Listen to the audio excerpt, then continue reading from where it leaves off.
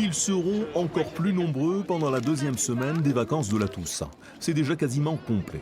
Pour soutenir les guides conférenciers, l'Office de tourisme propose ainsi une centaine de visites gratuites. Je ne sais pas si vous savez, mais Bordeaux, c'est la ville des 3 M.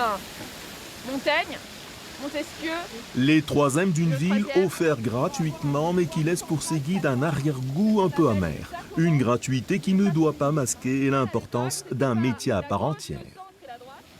Le fait de proposer des visites gratuites pose évidemment beaucoup de problèmes aux guides conférenciers qui préféreraient que tout le monde sache que c'est un véritable métier. On vit de façon précaire quand on est un guide conférencier. On est dépendant des visiteurs qui viennent et qui veulent bien faire des visites guidées. À Bordeaux en particulier, on a la présence de ce qu'on appelle les free tours qui nous font une concurrence très très importante et qui proposent des visites soi-disant gratuites et qui ont beaucoup plus de succès bien évidemment que quand elles sont payantes.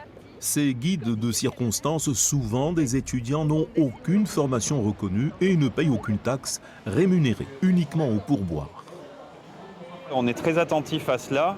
Nous, on va s'atteler dans les mois, dans les années à venir. On a toujours été très critique par rapport à ces plateformes qui font des visites guidées gratuites sur le papier avec des gens qui n'ont pas les compétences pour faire des visites.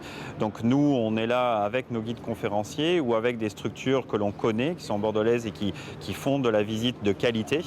Plus de la moitié des guides en Aquitaine ont été obligés de quitter le métier, car cette crise de la Covid-19 est venue révéler une crise sous-jacente bien plus problématique.